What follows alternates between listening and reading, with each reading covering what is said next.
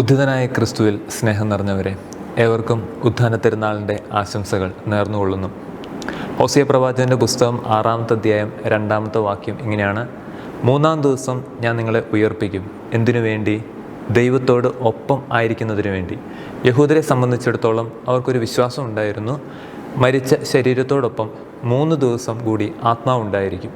അതുകൊണ്ട് തന്നെ ഈ 3 ദിവസങ്ങൾ അവർ ഈ ശവകുടീരത്തിനരികിൽ നിന്ന് പ്രാർത്ഥിച്ചിരുന്നു. 3-ാം ദിവസത്തിന് ശേഷമുള്ള പ്രാർത്ഥനയ്ക്ക് അവർ അത്ര കണ്ട് പ്രാധാന്യം കൊടുത്തിരുന്നില്ല. അതുകൊണ്ട് തന്നെ യോഹന്നാൻ്റെ സുവിശേഷത്തിൽ 11-ാമത്തെ അധ്യായത്തിൽ ഇപ്രകാരം നമ്മൾ വായിക്കും: ക്രിസ്തു ലാസറിൻ്റെ കുഴിമാടത്തിൻ്റെ അരികിൽ ചെന്ന് നിൽക്കുമ്പോൾ മർത്താവ് ഒന്ന് ചോദിക്കും, കർത്താവേ, ഇത് 4-ാം ദിവസമാണ്. എന്ന് വെച്ചാൽ ഇനി കർത്താവിന് എന്തെങ്കിലും ഒന്ന് ചെയ്യാൻ കഴിയാമായിരുന്നു എങ്കിൽ തന്നെ അതിനിനി കഴിയില്ല.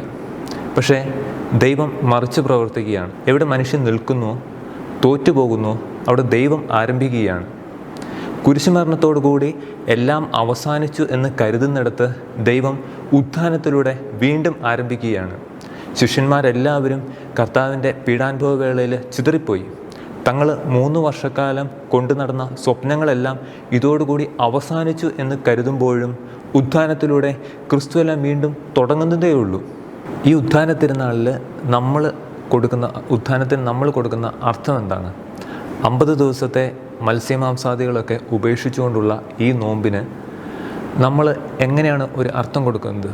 മത്സ്യവും മാംസമൊക്കെ ഉപേക്ഷിക്കുന്നത് പോകട്ടെ, ഇതിനെല്ലാം ശേഷം ഈസ്റ്ററിന് ഞാനും നിങ്ങളും അടക്കുന്ന എല്ലാവരും സകല ഇരുകാലികളെയും 4 കാലികളെയും വെട്ടിക്കയറ്റി ആഹാരമാക്കും.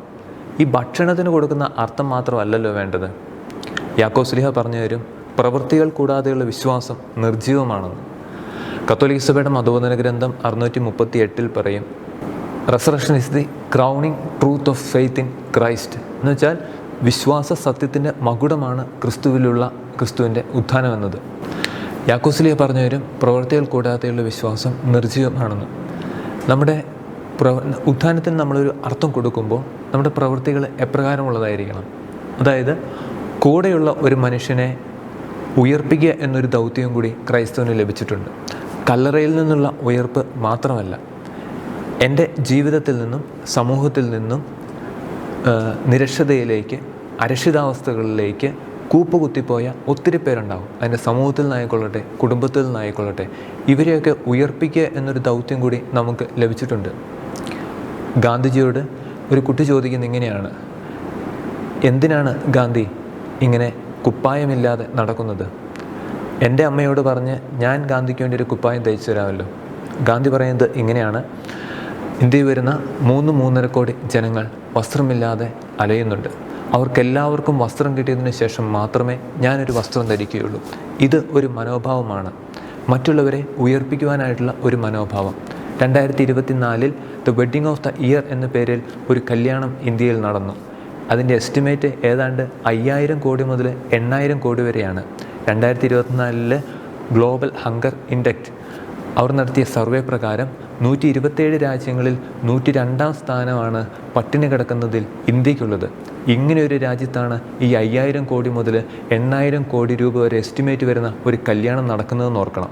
169ഓളം ശതകോടീശ്വരന്മാർ വാഴുന്ന ഇന്ത്യ എന്നീ മഹാരാജ്യത്ത് എല്ലാ മെട്രോപൊളിറ്റൻ സിറ്റികളോടും ചേർന്ന് കോളനികളും ചേരികളും ഉണ്ടായിരിക്കും. അവിടെയൊക്കെ അന്നന്നത്തെ അന്നത്തിനു വേണ്ടി എന്ത് ജോലിയും ചെയ്യുവാനായിട്ട് തയ്യാറായി നിൽക്കുന്ന പട്ടിണി കോലങ്ങളും ഉണ്ടാകും. അപ്പോൾ ഈ 2 വൈരുദ്ധ്യങ്ങളിലും നടുക്കാണ് നാം ഓരോരുത്തരും ജീവിക്കുന്നതെന്ന് ഓർക്കുക. ധാർമ്മിക ദൈവശാസ്ത്രത്തിൽ സിൻ ഓഫ് ഒമിഷൻ എന്നൊരു കാര്യമുണ്ട്. എനിക്ക് ചെയ്യാൻ പറ്റാമായിരുന്ന ഒരു നന്മ അത് ഞാൻ ചെയ്യാതിരിക്കുന്നു എന്നത്. 2-ാം വത്തിക്കാൻ കൗൺസിലിൻ്റെ പ്രമാണരേഖ അതിലെ 69-ാമത്തെ കണ്ണി ഇങ്ങനെയാണ് പഠിപ്പിക്കുന്നത്.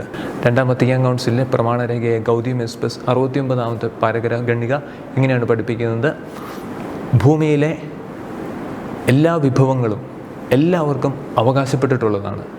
ഒരു മനുഷ്യന് ജീവൻ നിലനിർത്തുവാനായിട്ട് ആവശ്യമായത് ഇല്ല എങ്കിൽ ഒരു സമ്പന്നനായ ഒരു മനുഷ്യന് അവന് അധികമുള്ളതിൽ നിന്നും ഈ ദരിദ്രനായ മനുഷ്യന് അത് എടുക്കാവുന്നതാണ്. ജോൺ പോൾ രണ്ടാമൻ മാർപ്പാപ്പയുടെ സെൻറ്റേസിമൂസ് അന്നൂസ് എന്നുള്ള അപ്പസ്തോലിക ലേഖനത്തിൽ കൃത്യമായിട്ട് പറയും, ഒരു മനുഷ്യന് അവൻ അർഹിക്കപ്പെട്ടത് ലഭിക്കാതിരിക്കുന്നത് അവനോടുള്ള നീതി നിഷേധമാണ്.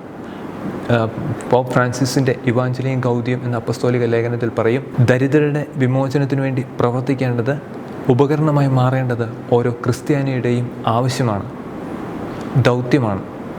സ്നേഹമുള്ളവരെ, ഉത്ഥാന തിരുനാൾ നമ്മൾ ആഘോഷിക്കുമ്പോൾ ഓരോ മനുഷ്യൻ്റെയും കൂടെയുള്ള ഓരോരുത്തരുടെയും ഉയർപ്പിന് വേണ്ടി കൂടി നമ്മൾ ആഗ്രഹിക്കുക.